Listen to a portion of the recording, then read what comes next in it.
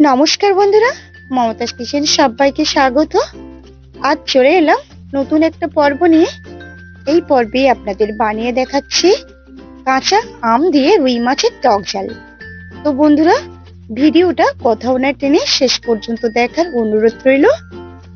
আর এই রুই মাছের টক ঝালের রেসিপিটি যদি আপনাদের ভালো লাগে তাহলে একটা লাইক দিয়ে আমাকে উৎসাহিত করবেন। তো বন্ধুরা, দেরি না করে চলুন এই রেসিপির জন্য উপকরণে কি কি রেখেছি আপনাদের দেখিয়ে দিই।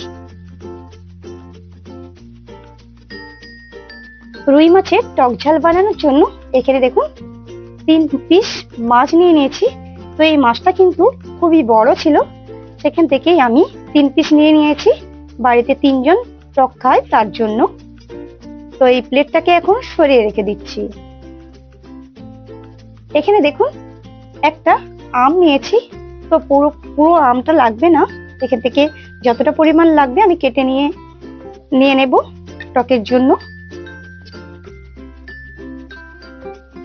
এখানে রয়েছে লবণ, হলুদের গুঁড়ো, সাদা সর্ষে এবং 4টে কাঁচা লঙ্কা। তো বন্ধুরা, এখানে একটা কথা বলি, এখানে ঝালের পরিমাণটা আপনারা আপনাদের পছন্দ মতো বাড়িয়ে কিংবা কমিয়ে নিতে পারেন। আমি ঝালটা বেশি পছন্দ করি, তার জন্য বেশি ঝাল দিলাম। আর এখানে নিয়েছি সর্ষের তেল, 5 ফোড়ন, 2টো শুকনো লঙ্কা। তো এই পাত্রটিকেও সাইডে সরিয়ে নিচ্ছি।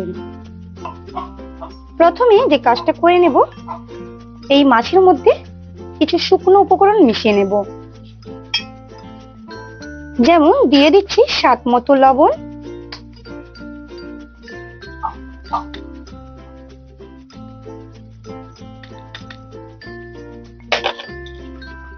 এখন দিয়ে দেব হলুদের গুঁড়ো,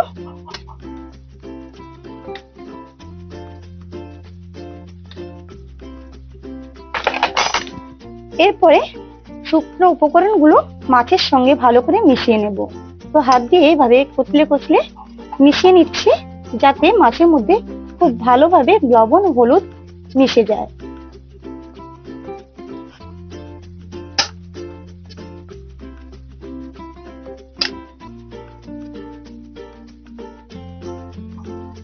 একটা মাছে মিশিয়ে নিয়েছি, পরের পিসটাকে নিয়ে এভাবে হাত দিয়ে ভালো করে মেখে নেব।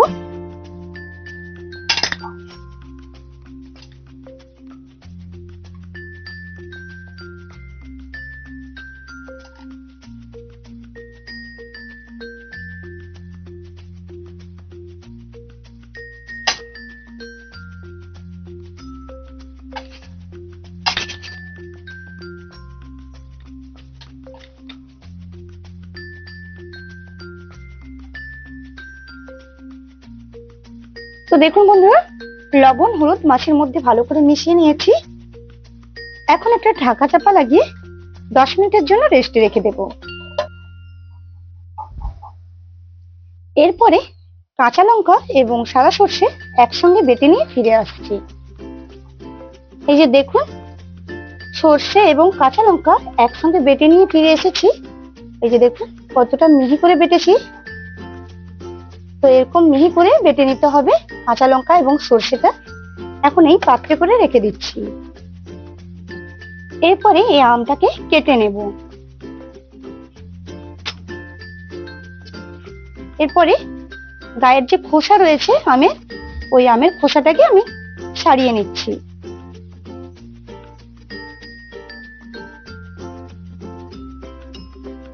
এই যে দেখুন, অর্ধেক আমের খোসা আমি ছাড়িয়ে নিয়েছি।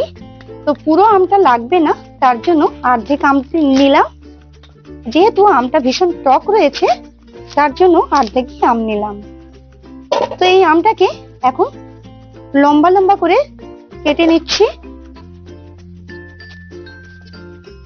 এই যে দেখুন, ঠিক এভাবে লম্বা লম্বা করে কেটে নেব আমটাকে।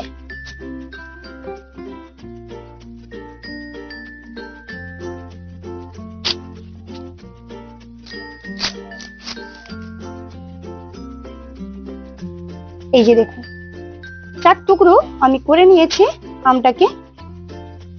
একটা পাত্রে করে নিয়ে নিলাম। এখন এই আমটিকে জল দিয়ে ধুয়ে নেব।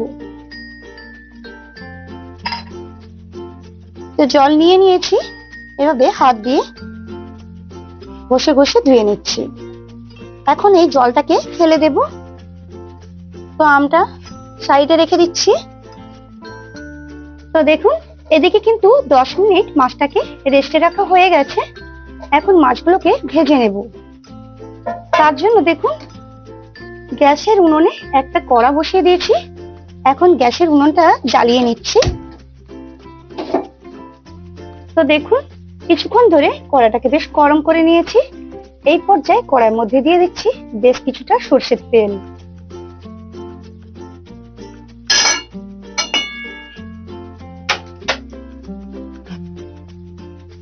এরপরে খুন্তি দিয়ে কড়ার চারিদিকে তেলটাকে লাগিয়ে নেব।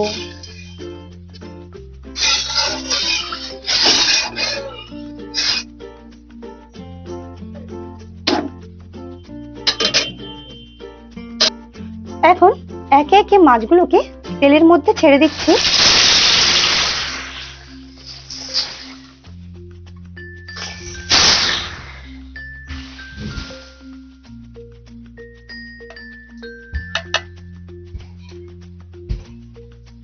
মাছটার এক সাইড বোধহয় হয়ে গেছে।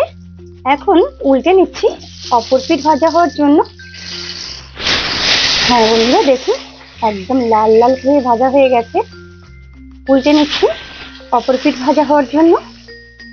আর এভাবে আমি সবগুলো মাছ উল্টে নিচ্ছি।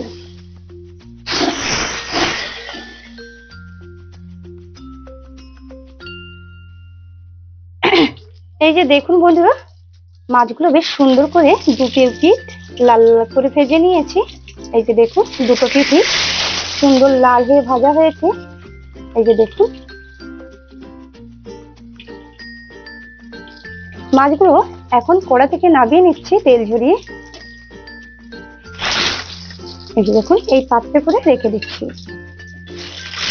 ঠিক একইভাবে সবগুলো মাছ তেল ঝরিয়ে তুলে ওই পাত্রে করে রেখে দেব।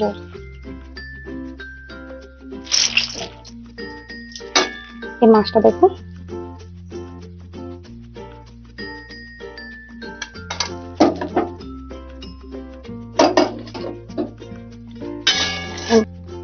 ওই মাছ ভাজার তেলেই দিয়ে দিচ্ছি একটা শুকনো লঙ্কা। এখন লঙ্কাটাকে হালকা ভেজে নিচ্ছি।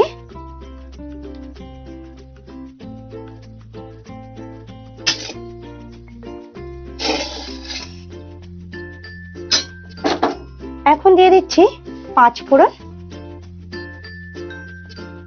এই যে 5 ফোড়নটা দিয়ে দিচ্ছি।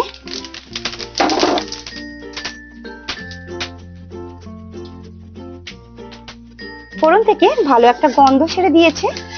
এই পর্যায়ে দিয়ে দেবো আগে থেকে কেটে রাখা আমগুলোকে।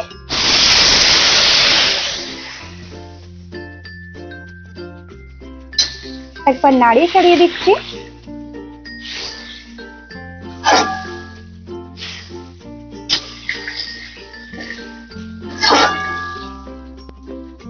খুন্তি দিয়ে একবার নাড়িয়ে চাড়িয়ে নেওয়ার পর এখন দিয়ে দিচ্ছি স্বাদ মতো লবণ। যেহেতু টক ঝাল আর টকের পরিমাণ সামান্য বেশি থাকবে, লবণের পরিমাণ তেমনই থাকবে। আর এভাবে একবার নাড়িয়ে চাড়িয়ে দিচ্ছি। লবণ দেওয়ার পর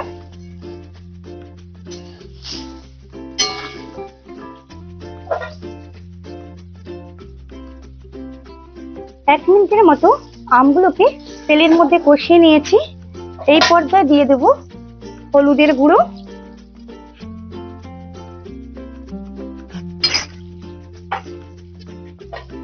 আবারও নাড়িয়ে চাড়িয়ে মিশিয়ে নেব।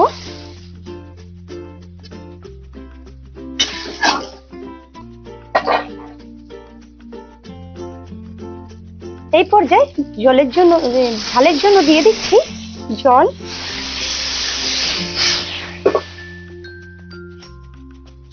একটু বেশি পরিমাণ দিলাম। আর একবার নাড়িয়ে চাড়িয়ে আবারও দিচ্ছি।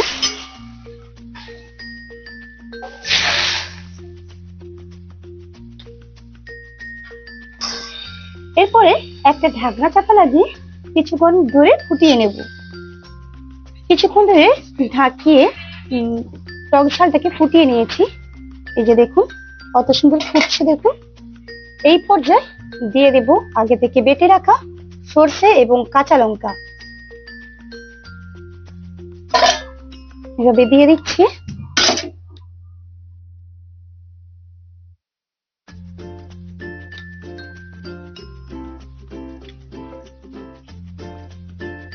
আবারও উনুনের আঁচটাকে বাড়িয়ে দিলাম। এভাবে খুন্তি দিয়ে নাড়ি চাড়িয়ে দেব।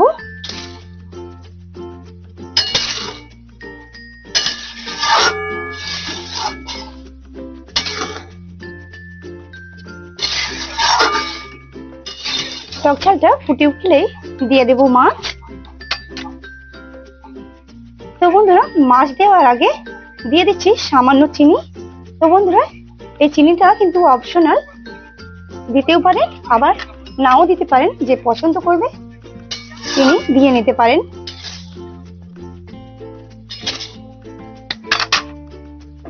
দেখুন টক ঝালটা বেশ ফুটে গেছে। এই সময় দিয়ে দিচ্ছি ভেজে রাখা মাছগুলোকে, একে একে ঝালের মধ্যে ছেড়ে দিচ্ছি।